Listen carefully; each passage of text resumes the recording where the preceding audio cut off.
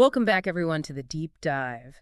Today we're going to really put on our thinking caps, our philosopher hats, if you will, and try to get to the bottom of something that's been a core question in philosophy for ages. Ooh, I like that. Philosopher hats on. Right. What's the actual difference between what something is, its essence, its fundamental nature, and the simple fact that it exists at all? I mean, on the Yeah. surface, it seems pretty straightforward, Okay. but as we dig deeper, trust me, it gets really complex and surprisingly thought-provoking, almost like peeling back the layers of an onion, you might say. That's a great analogy, actually. Yeah. And it really highlights how this seemingly simple distinction between what something is and that it is has become a fundamental dividing line in philosophical inquiry. And so for today's deep dive, we're going to be exploring how a whole tradition of brilliant thinkers, the Islamic philosophers, grappled with this very question. We're talking about a period spanning from the 9th century all the way to the 17th century. Wow, that's a huge span of time. It is, and they really built upon a rich foundation of Greek philosophy, but also forged their own unique paths, leading to some really fascinating and surprising developments. I'm excited to dig in. Me too. And as always, we have a fantastic source to guide us on this journey. The Stanford Encyclopedia of Philosophy entry on Essence and Existence in Arabic and Islamic Philosophy. Perfect. Okay, so we're talking about a vibrant intellectual tradition, centuries of debate, a fundamental philosophical problem. Where do we even begin? What's our mission for this deep dive? Well, I think our main goal should be to understand the core arguments that were developed around essence and existence within Islamic philosophy, to see how this debate evolved over time, and perhaps most importantly, to understand why this centuries-old question still has so much relevance for philosophical thought even today. All right, let's sharpen our minds and get started. So let's rewind the clock all the way back to the early period of Philosopher, as they called it. Yes, falsafa. Essentially, that's the term for philosophy within this tradition. And in those early days, the distinction between essence and existence wasn't something that was always made explicitly. Okay, interesting. So if we take someone like Al-Kindi, who was writing in the 9th century, for him, the idea of being was basically the same as what something is. So to use our trusty example, if we think about a cup, for Al-Kindi to say that a cup is just means that it possesses all the properties that make it a cup. Exactly. There's no additional idea of existence added on top of that. Now, he did use words like ania, alles, and huia, which we might translate as existence. But the key is, for him, these words weren't referring to some separate layer of reality. They were just different aspects of what it meant for something to be that thing. Got it. So it was all wrapped up together. The being was the whole package. And this Yep. actually has some interesting implications when we consider his view of God, right? Absolutely. Al-Kindi famously described God as pure being, ania fakoi. But importantly, this wasn't the same as the argument we'll see later from Avicenna about God's essence being existence. For Al-Kindi, it was more about God's simplicity, that God's essence isn't composed of separate attributes. Right, so a theological point rather than a purely metaphysical one. Exactly. Now let's jump ahead a bit to the 10th century, to Al-Farabi. With him, we start to see the term wujud existence being used in a more prominent and nuanced way. This is where we begin to see the seeds of a distinction being sown. Seeds of distinction, I like that. It sounds like we're about to witness a philosophical garden begin to grow. Okay, so tell me, how does Al-Farabi start to unpack this concept of wujud? What are the different senses of existence that he identifies? Well, he talks about these two. One is what he calls existence as a secondary intelligible, in Arabic, makul thani. Okay, secondary intelligible. Let's translate that into plain English. What did he mean by that? Think of it like this. You have the mental blueprint for something, like a horse. Okay, got it. So when we say horses exist, what we're really saying is that this mental blueprint, this concept of horse, actually has real-world counterparts. There are actual horses out there. Yeah. So existence in this sense is like a label that we apply to some of our concepts. It means has real-world instances. It's about our mental ideas having a connection to the real world, not about some property of the real objects themselves. Right, so it's almost like a property of our thoughts. They have this existence property if they refer to something in reality. And this is where the classic example of aliens comes in handy. Yes, really? When we say aliens don't exist, we're not saying there's no concept of alien. We can clearly imagine them. Yeah. What we're saying is that right now, at least, this concept doesn't have any real-world counterparts. It's a mental blueprint without a corresponding building, so to speak. So even if Al-Farabi doesn't explicitly say it, this idea of secondary intelligible does seem to imply a conceptual gap, at least, between existence and the essence of things, the whatness of things. Absolutely. The concept of a cup is different from the concept of a horse. Their essences are distinct. But when we say cups exist and horses exist, the predicate of existence is the same. However, it's important to note that Al-Farabi also talks about a second way of thinking about existence, where it's less about this labeling and more about simply possessing a certain essence outside of our minds. Okay, so here it's not a separate label. Right. It's more like existence is intertwined with and in a way even identical to the real objects themselves. So for a cup to be still fundamentally means to be a cup in the actual world. Precisely. It almost sounds like he's caught between two positions here. Right. On the one hand, there's that conceptual difference he hints at with the secondary intelligible idea. Yeah. But then, this second sense seems to pull him back towards a more unified view, where existence is just the actuality of an essence. It's like he's almost there, on the verge of making a sharp distinction, but then pulls back a bit. I think that's a very insightful observation. Al-Farabi seems hesitant to fully commit to a complete metaphysical separation between essence and existence. Fascinating. Okay, so we've got this tension building within Philosopher. But now let's shift gears a bit and look at a parallel tradition that was developing alongside Philosopher, Kalam. Yes, Kalam. Often translated as Islamic theology, Right. but it's important to remember that it had its own sophisticated philosophical framework, often engaging with different questions and approaches compared to the Greek-influenced Philosopher.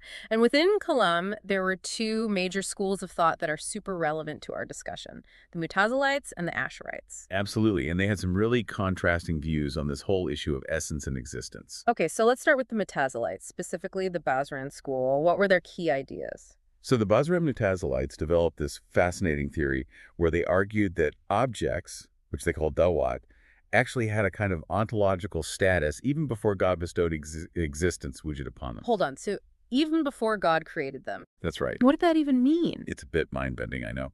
But you can think of it like they're blueprints for all possible things. And these blueprints exist these blueprints to actually bring into being. Wow. Okay, so it's not that the things themselves existed beforehand, but their blueprints, their essences did. In a way, yes. And this connects to their famous slogan, which might sound a bit strange at first. The non-existent is a thing. Amadum Shea. I was hoping you'd bring that up. It does sound strange. So are they saying that things that don't exist still have some kind of reality? Yes, in a sense. Their concept of reality, Thubu, was broader than just what actually exists. It included possibilities, things that could be but aren't yet. And this actually has some interesting connections to later philosophical ideas about possible worlds and even the nature of intentionality. Right, because if we wish for something that doesn't exist, our wish is still directed at something. So maybe that points to some kind of reality for non-existent things. Exactly.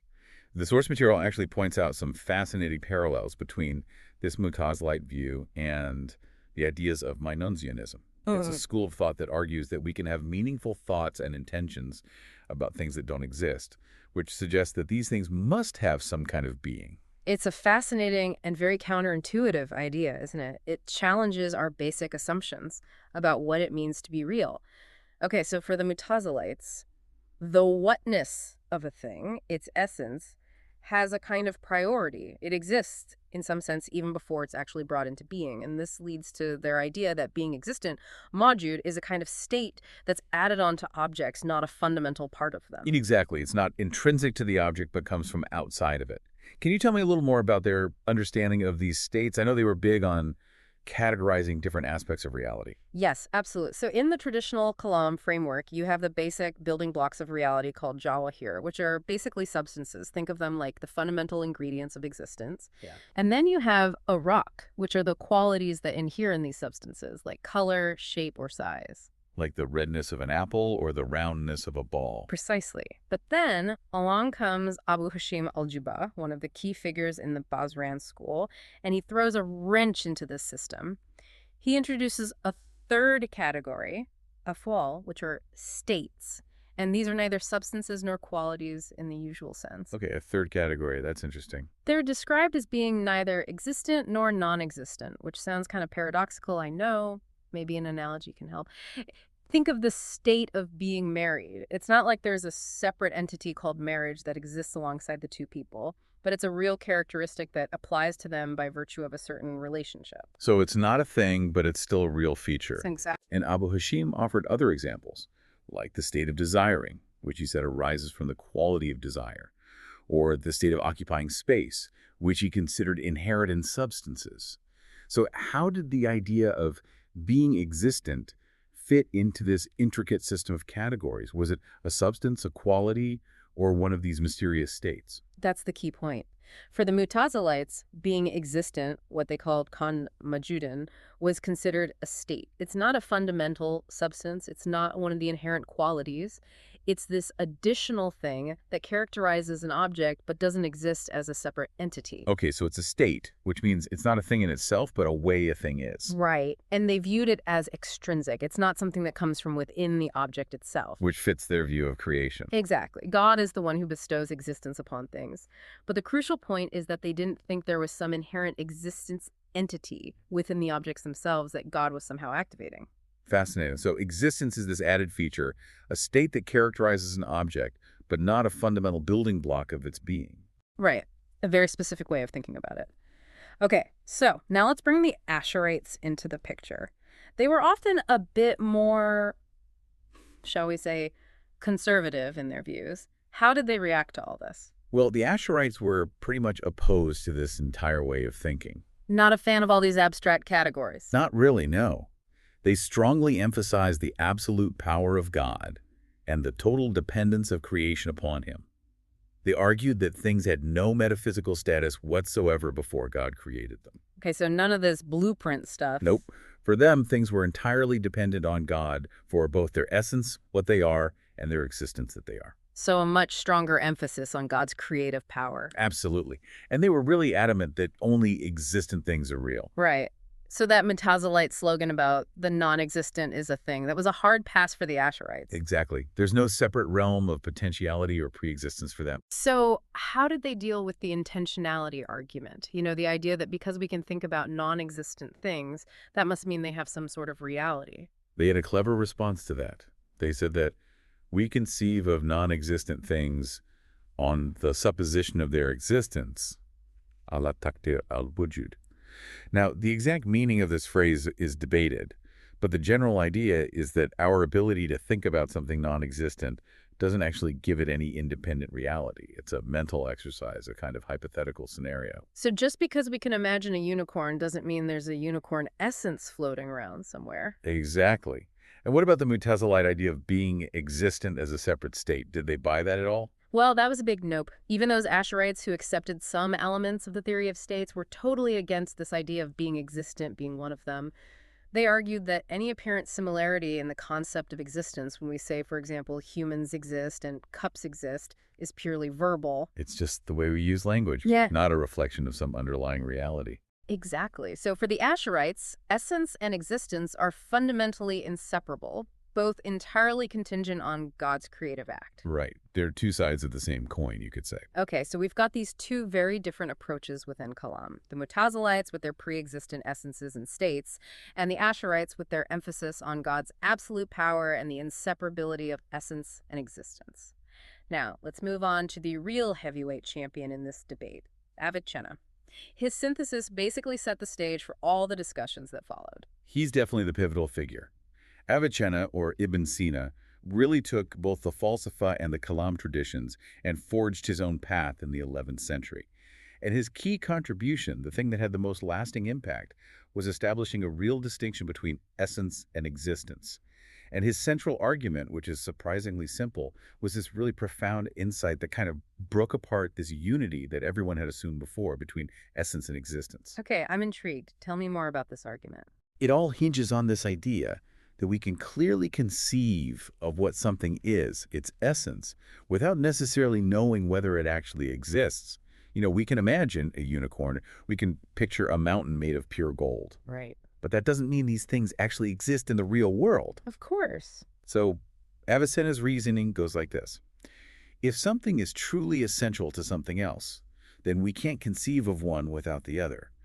But we can conceive of the essence of a horse, all those defining characteristics that make it a horse, without knowing if any horses actually exist right now. So that means existence can't be part of the essence of a horse. Exactly. Essence and existence must be conceptually distinct. That's a pretty powerful argument, and I know Avicenna was also critical of thinkers who seemed to suggest that to exist simply meant to be a certain kind of thing, which he called the equivocity of existence. Why did he reject that view? Well, he used a similar line of reasoning.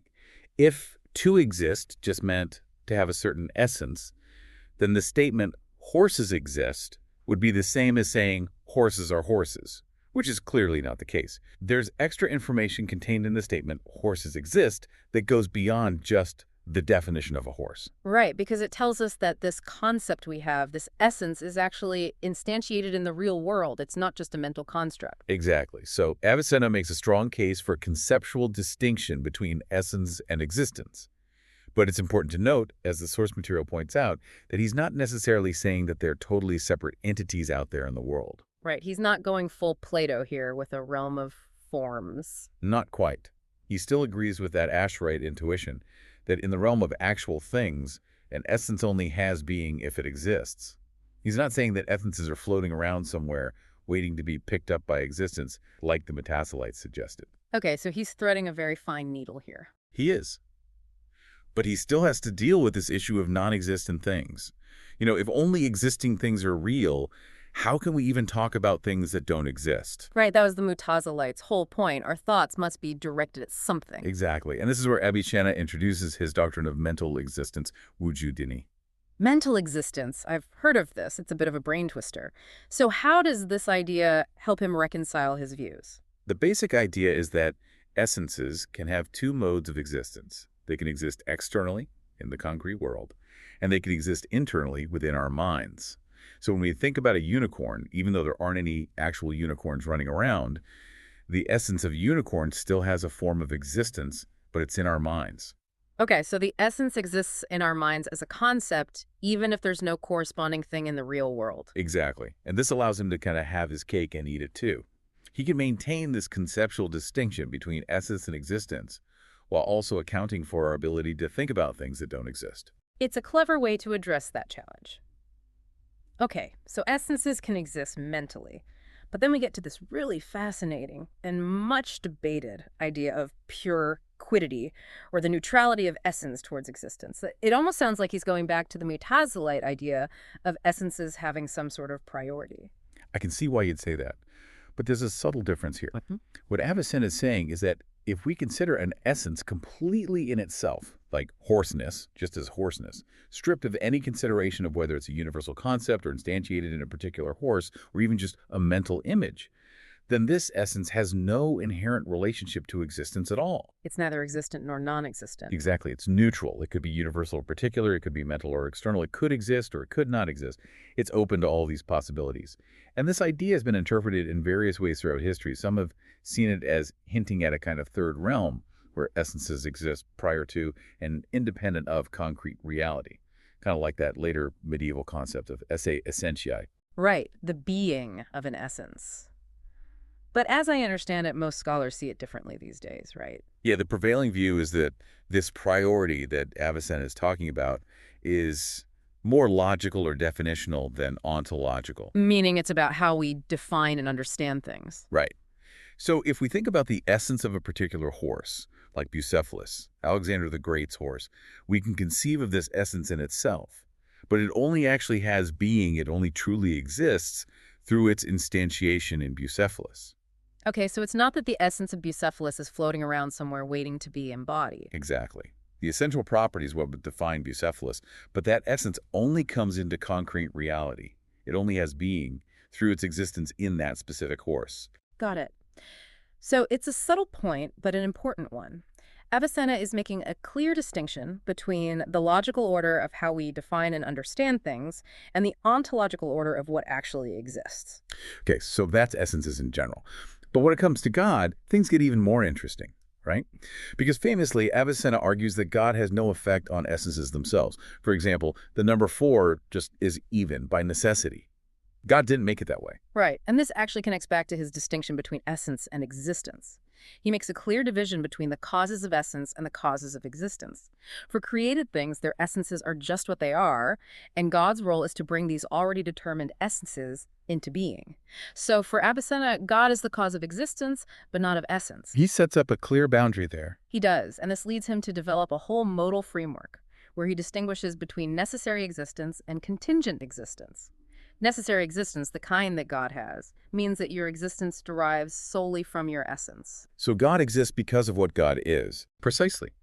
But all other things, all created things, have contingent existence, meaning their existence is not derived solely from their essence, but is made necessary through another. Made necessary by God, in this case. Exactly. And he even talks about existence as a necessary concomitant, a lazim of essences, meaning that once God has established the whole causal picture, so to speak, then existence is a necessary consequence for those essences that are brought into being. Okay, so it's still tied to God's creative act, but it's a consequence of that act, not a direct creation by God. Right. And then, of course, we get to the big one, God. Avicenna famously argues that God's essence is existence. The necessary existent in itself, wajib al-wujud bidatihi. Exactly. Why does he make this rather radical claim? Well, he's trying to avoid an infinite regress, right? If God's essence were different from his existence, then God would need a cause to exist. And if that cause was something other than God's essence, then we'd have something prior to God, which contradicts the whole idea of God as the first cause, the uncaused cause. Exactly. And if God's essence was the cause of his existence, that would also be problematic because it would mean God somehow depends on something else for his existence. Which again contradicts the idea of God as the ultimate source of being. Right. So for Avicenna, God's essence must be identical with his existence to avoid these logical pitfalls. Okay, so he establishes this absolute identity between essence and existence for God. But then a new problem arises.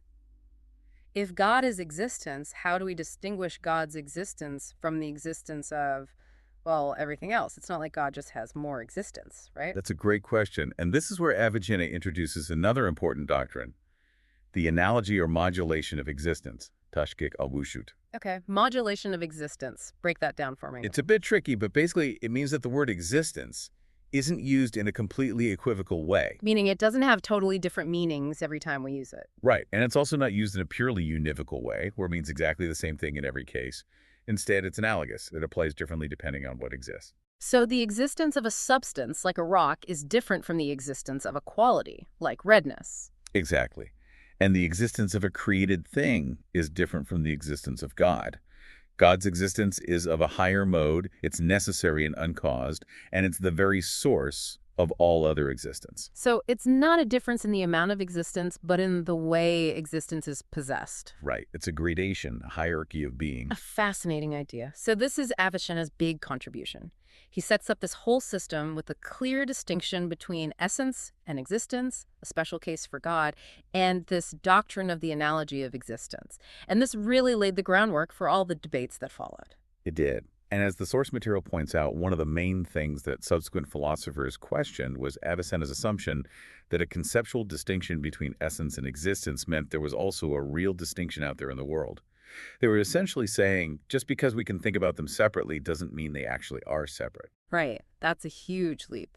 Okay, so how did these post-Avicennan philosophers challenge this idea?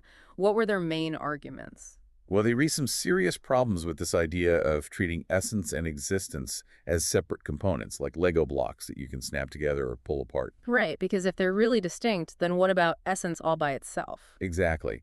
What is the ontological status of an essence that's not yet instantiated, that's not connected to existence? Does it exist in some shadowy realm of potential?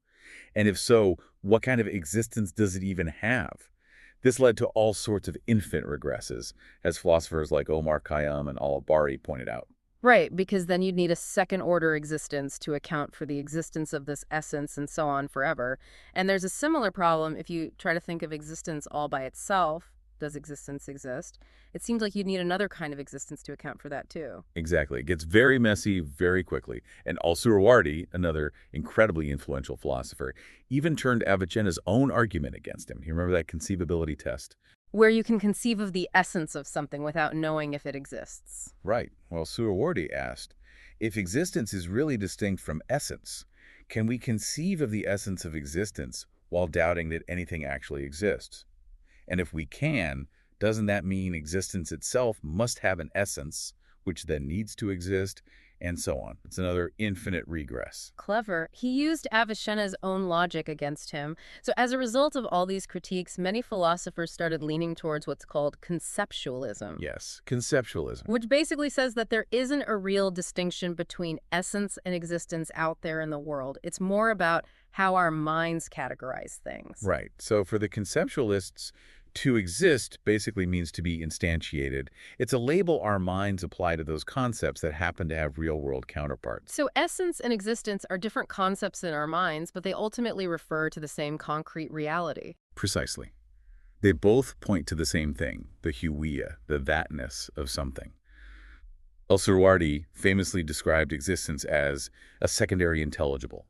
It's a concept that we predicate of other concepts. He called them primary intelligibles, like whiteness, which directly refer to qualities in the world. But existence itself doesn't refer to some separate thing. Okay, so existence is like a label, a way we talk about things, but not a fundamental component of reality. But surely not everyone was on board with this conceptualist view, right? There must have been those who defended Avicenna's real distinction. Oh, absolutely. There were some die-hard realists who held on to Avicenna's original vision. So how did they try to respond to these seemingly insurmountable challenges? Well, they had a few tricks up their sleeves. One approach was to try to be really precise about different ways we use the word exist. They argued that sometimes it's just an attribution of a property to something, like when we say this apple exists, but other times it refers to a more fundamental, self-subsistent kind of existence, like when we talk about God. So maybe there are different kinds or levels of existence, and that avoids those infinite regresses. Exactly. Another key strategy was what's called the non-entitativity of existence. Non-entitativity. That's a mouthful. I know, right? But the idea is actually pretty simple. It's the idea that existence isn't a thing itself or even an attribute within a thing. It's more like the very being existent of a thing, or its realization or occurrence. It's almost like saying that things don't have existence, they just are. Exactly. Which actually sounds a bit like that earlier Mutazilite notion of being existent as a state. It's not an entity, but a way something is. Interesting connection. And perhaps the most prominent figure in this realist camp was Fakhr al-Din al-Razi. He even went so far as to accept a certain kind of priority of essence over existence. Really? That's a bold move. It is. But he was very careful to clarify that this priority was definitional or essential, not ontological. Meaning it's about how we understand things, the logical order of our concepts, not about essences existing independently somewhere. Exactly. It's about the architecture of our thought, Hmm. not about a separate realm of being. And what's fascinating is that al-Razi even applied this framework to God.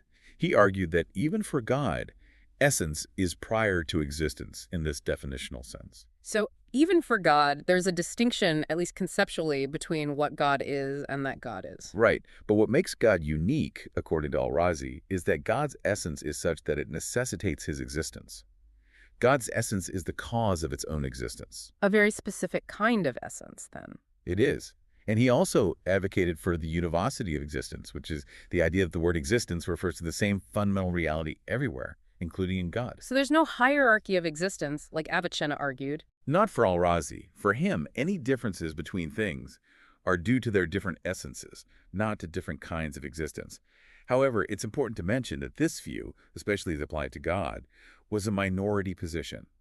Most philosophers still followed Avicenna's idea, the analogy of existence, especially after al-Suwardi refined it with this concept of things being numerically distinct but sharing the same qualities to different degrees. Okay, so different essences, same fundamental existence, but manifested to different degrees. That actually makes a lot of And it sense. does. It's a very elegant way of thinking about it. But how did the conceptualists, who basically denied the reality of existence, deal with Avicenna's idea that God is existence? That seems like a tough one to reconcile. It does. Well, they often made a special exception for God. They argue that God is the only true instantiation of existence outside of the realm of mental concepts. Everything else, everything created, is ultimately conceptual. But God is the one truly existent thing.